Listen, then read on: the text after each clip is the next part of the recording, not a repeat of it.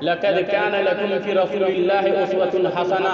اللہ تبارک و تعالیٰ نے اس دنیا میں بہت ساری چیزیں پیدا کیے اور ان میں اشرف المخلوقات حضرت انسان کو بنایا، اور انسانوں میں سب سے اشرف حضرت انبیاء کرام کو بنایا، اور انبیاء میں سب سے افضل محمد مصطفیٰ صلی اللہ علیہ وسلم کو بنایا۔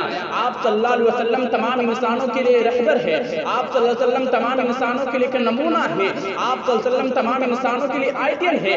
آپ صلی اللہ علیہ وسلم کے اخلاق و کردار ایسے تھے، آپ صلی اللہ علیہ وسلم کے اخلاق و کردار ایسے تھے کہ ہر کوئی آپ پر فدا ہو جایا کرتا تھا۔ میرے بھائیوں، حتیٰ کہ انگریز کہتا تھا کہ محمد کے جیسا کوئی دنیا میں آیا ہی نہیں، اور محمد کے پاس جو چیز ہے وہ کسی اور کے پاس نہیں۔ دوستو، حضور صلی اللہ علیہ وسلم کی سیرت کا مطالعہ کرو اور اس پر چلو، اس کو پھیلاؤ۔ میرے بھائیوں، نبی صلی اللہ علیہ وسلم کی سیرت کہاں تک بیان کی جائے، آپ صلی اللہ علیہ وسلم کی اخلاق و سیرت کہاں تک بیان کی جائے۔ ایک مرتبہ آپ صلی اللہ علیہ وسلم کسی غزوہ سے واپس آ رہے تھے، آپ تھکے ہوئے تھے، آرام کرنے کے لیے درخت کے کنارے لیٹ گئے اور تلوار کو درخت پر لٹکا دیا، اور جب دشمن آیا تو دیکھا آپ لیٹے ہوئے ہیں، اور دشمن نے کہا کہ آج محمد کو قتل کرنے کا اچھا موقع ہے۔ اور جب نبی صلی اللہ علیہ وسلم نیند سے بیدار ہوئے تو کہا کہ اے محمد بتا تجھے کون بچائے گا؟ کہا اللہ۔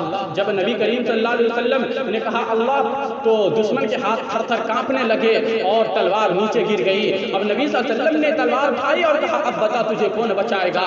نے کہا کہ اب آپ ہی بچا سکتے ہیں۔ دیکھو، محمد کو قتل کرنے جا رہا تھا لیکن نبی نے معاف کر دیا۔ میرے بھائیوں، نبی صلی اللہ علیہ وسلم نے نبی صلی اللہ علیہ وسلم کو کتنا ستایا، کتب حدیث میں ایسے واقعات بھری پڑی ہوئی ہے کہ نبی صلی اللہ علیہ وسلم کو کتنا ستایا، کتنی اذیتیں پہنچائی، پھر بھی فتح مکہ کے وقت آپ نے لوگوں کو معاف کر دیا۔ محترم سامعین کرام، حضور صلی اللہ علیہ وسلم کی سیرت اور اخلاق کا مطالعہ کرو تو آپ کا اندازہ لگے گا کہ آپ صلی اللہ علیہ وسلم نے کس طرح لوگوں کے لیے، اپنی امت کے لیے اخلاق پیش کیے تھے اور پیش کیے تھے۔ میرے بھائیوں، جب نبی کریم صلی اللہ علیہ وسلم کی عمر 35 سال کی تھی، جب خانہ کعبہ کو اجزر نو کی تعمیر کیا گیا اور اس کی دیوار سیلاب کی وجہ سے پھٹ گئی تھی، عمارت کی تعمیر میں سب شریک رہے، لیکن جب حجر اسود کی نصب کی باری آئی تو آپس میں اختلاف پیدا ہو گیا اور اسی میں 4 دن کسمکس میں مبتلا رہے۔ ہر کوئی چاہتا تھا کہ اس کی عمارت میرے ہاتھوں سے ہو، بلا آخر امیہ بن جعفر جو بہت بڑی عمر والا تھا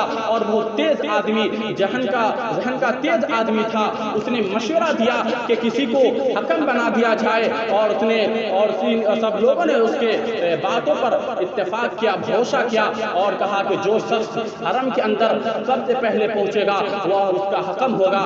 تو اگلے روز سب سے پہلے دروازے پر آنے والے نبی کریم صلی اللہ علیہ وسلم تھے، تو حاضر امین رسولہ کے نعرے لگا دیے اور کہا یہ امین ہے، ہم ان کے فیصلے کو مانیں گے۔ میرے بھائیوں، جب ہم ان کے فیصلے مانیں گے تو نبی کریم صلی اللہ علیہ وسلم نے ایک چادر بچھائی اور اس پر پتھر رکھا اور ہر قبیلے کے سردار کو کہا کہ اسے لے چلو، اور اسے اس جگہ تک لے جایا گیا جہاں نصب کرنا تھا۔ تو نبی کریم صلی اللہ علیہ وسلم نے اس طرح جھگڑوں کو مٹایا، نبی کریم صلی اللہ علیہ وسلم نے اس طرح جھگڑوں کو ختم کر دیا۔ میرے بھائیوں، یہ تھے نبی کریم صلی اللہ علیہ وسلم کے اخلاق و سیرت، یہ نبی صلی اللہ علیہ وسلم اس طرح لوگوں کے درمیان جھگڑوں کو مٹایا کرتا تھا۔ میرے بھائیوں، آج بھی کوئی شخص کسی قوم کا فائدہ بنتا ہے، آج بھی کوئی شخص کسی قوم کا فائدہ بنتا ہے تو جناب مدنی تاجدار محمد مصطفیٰ صلی اللہ علیہ وسلم ہے۔ میرے بھائیوں، اگر آپ سیرت و اخلاق کا مطالعہ کریں گے اور اس کو عملی جامہ پہنائیں گے تو انشاءاللہ یہ خرابہ، یہ دنگا فساد، یہ آج جو دیکھنے کو مل رہا ہے